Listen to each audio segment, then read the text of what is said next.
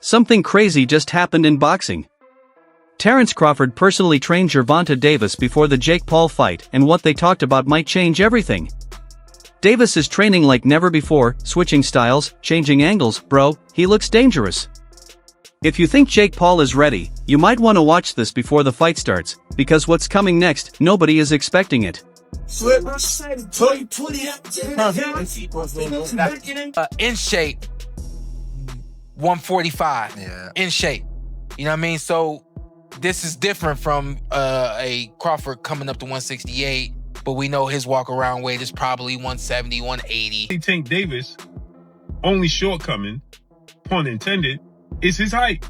He's 5'5" with a 67-inch arm reach. But as you can see here, he's working on his versatility. Terence Crawford reportedly visited Gervonta Davis before his big fight with Jake Paul. During the visit, Crawford gave him smart training tips and shared his experience about fight strategy. Both champions showed huge respect for each other as they discussed techniques and mindset. Crawford even said that if Davis ever wanted to fight him one day, he'd accept, not out of rivalry, but because of his love and respect for the sport of boxing. That moment showed real champion energy from both sides. Gervonta Davis speaking about you. Is that ever a possible fight? Yeah, if he want to dare to be great, he can be like all the other fighters that moving up 2 weight classes and, daring to be great.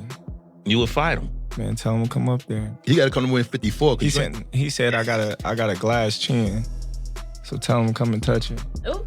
Wow, man. They said you got a glass. He said I got a glass chin. Let's tell him to come and touch it. At 147? 147. I'll make 147 for him. Ooh, see, oh man. You're gonna have a pre-camp. Then what the people gonna say? Oh, he's beating up on little guys. I don't know. Gervonta Davis seems to be learning from one of the best, Terence Crawford, one of the smartest fighters in modern boxing. Crawford's preparation for Canelo Alvarez became famous for his quick stance switches, perfect balance, and unpredictable rhythm. Now, Tank Davis is doing something similar. In his new training clips, he's switching angles, mixing footwork, and even changing stances mid-combo, something fans rarely saw before. Many believe Tank is not only studying Crawford, but also fighters like Gervonta Davis, who fights easily from both sides. This new version of Tank looks ready to shock the world when he steps in the ring with Jake Paul. Right. This is scary. Gervonta Tank Davis is working on his versatility. We already know he has that ultimate equalizer, that special God-gifted one-punch knockout power. But he also can box. Gervonta Tank Davis, he's very durable, has a chin, never seen him visibly hurt. Gervonta Tank Davis also has great footwork and foot placement. And here you see Gervonta Tank Davis, only shortcoming, pun intended, is his height. He's 5'5" with a 67-inch arm reach. But as you can see here, he's working on his versatility. He's now working on fighting orthodox. He's naturally a southpaw. Now he's working on fighting orthodox. Great switch hitters, no diddy, in the sport of boxing. Showbiz the Adult, a popular boxing analyst, said that the fight between Tank and Jake Paul must be entertaining. He warned that if it turns into a soft sparring match, both fighters could lose their fans forever. People want action, not a friendly show. If they play it safe, fans will feel cheated and stop watching them completely. Both Tank and Jake have millions of followers who expect real drama and fire in the ring. So this fight can't be boring, it has to be explosive, or all the hype will disappear overnight. Career ending. It can be career ending. Jake Paul can end his whole shit. That's the black. Tank can end Jake Paul's whole shit. And if that fight is meh, and it's just a sparring session that's tit for tat, their shit's over. Because people gonna be pissed that it's exactly what they expected it to be. They can't do that. If they do, their career's ruined. Jake Paul career's ruined and Tank. If they make it meh and just touch, both their brands suck. That's the black two sugars. You mess around in that bell ring and you see little Tank and you see Big Jake and he's throwing a jab and little Tank making a miss and bam, and y'all gonna be like, whoa, say I'm lying. Y'all, you know what? Yes, say I'm lying. Please say I'm lying. But y'all gonna be right there cheering because you ain't never seen nothing that damn bizarre. Even De La Hoya versus Shaq had headgear and Shaq ain't a boxer. That right there, fireworks. Because you're going to be holding your breath, especially Tank fans. I'm going to be like, don't hit Tank. You're going to see Tank little ass legs. He's going to, and big ass Jake, big legs and big ass head. Bam, bam. Watch. Y'all talk all that shit now because y'all love talking shit. Y'all love hating on things until you see it. Like women back in the 90s. I remember my sisters back in the 90s. You ain't that cute. You ain't, but all on your shit. That's what y'all do. Y'all talk shit, but y'all the first ones there. Keith Thurman made a strong point about Gervonta Davis and his haters. He said the same people who criticize Tank the most are the ones who never miss his fights. They say his performances are not good, but they always watch him anyway. Thurman believes that even negative attention helps Tank grow bigger. Every insult, every tweet, every comment just spreads his name further. So, while the haters talk, Tank keeps winning not just in the ring, but in fame too. If you're really not happy with Tank, first off, don't watch Tank. Don't do it. You know what I'm saying? You support it, then what you doing? You can't not support and support at the same time, right? So if you're a boxing purist, then this fight with Roach is really more for you. It's going to be more up your alley, you know? If you just like all entertainment, all fights, all hypes, all everything, then you're going to want to tune in to the Tank and Paul's show there, you know, because that's all for entertainment. What does it say?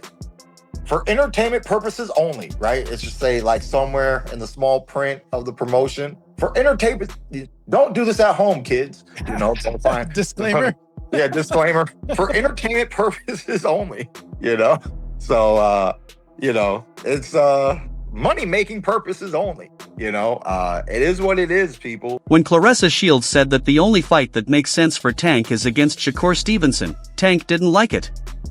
He quickly replied that no one has the right to decide his career. He told people to be fans, not managers. That came from frustration. After his draw with Lamont Roach, many fans turned against him online, calling him overrated. Now, Tank is done trying to please anyone. He fights for himself, not for approval. His message is clear: he moves on his own terms, not by anyone else's rules.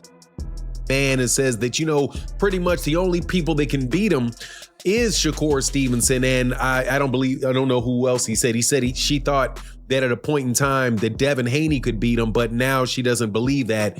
But so really the only fight that there is for Gervonta Davis is Shakur. What a mighty, mighty convenient argument.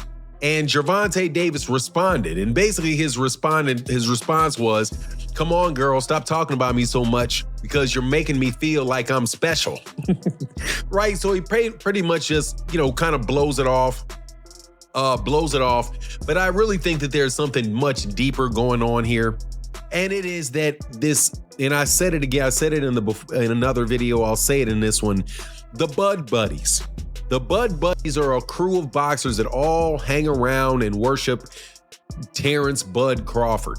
And the main two members of it, besides the people that are actually in Terence Crawford's camp, as fighters are Shakur Stevenson and Claressa Shields, without a doubt. Claressa Shields is a huge backer of Terence and a huge backer of Shakur Stevenson. At the end of the day, the only thing she really cares about is what's in the best interest of Shakur Stevenson.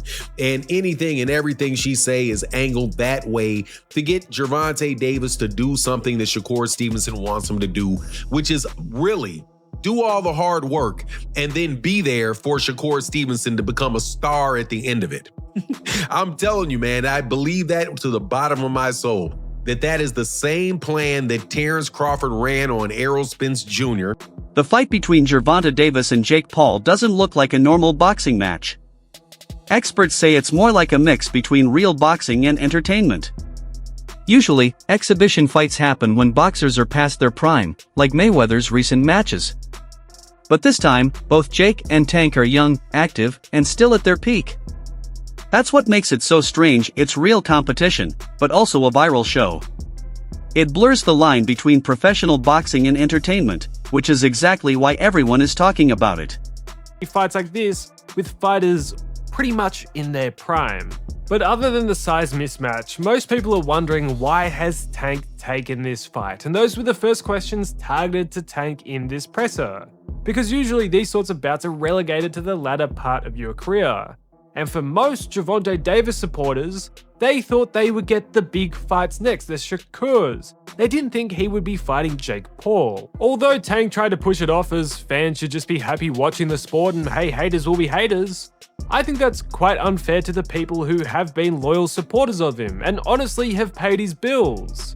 He tried to compare the level of criticism he gets to the likes of Mayweather, but the difference is with his mentor Floyd, he really did fight a lot of champs in their prime. Has Tank? Well, not really. The most notable fight he's recently had that the people actually wanted was the Ryan Garcia fight, and the only reason he took that fight was because everything was on his terms. And other than the Ryan fight over the last couple years, it's either been people who aren't in his weight division, which he's pulling up, or fighters ranked in the lower half of the top 10 lightweight list. The fights people have truly wanted to see just have never materialized, and simply that's why people criticize him. If the likes of Crawford never fought Spence or Usyk never fought Fury or Joshua, they would have caught the same level of flack. The reason why fighters like them are applauded is because generally they take on whatever challenge is in front of them. Tank instead, his whole career has bobbed and weaved around the most significant challenges that the people actually want to see, unless he has everything his way.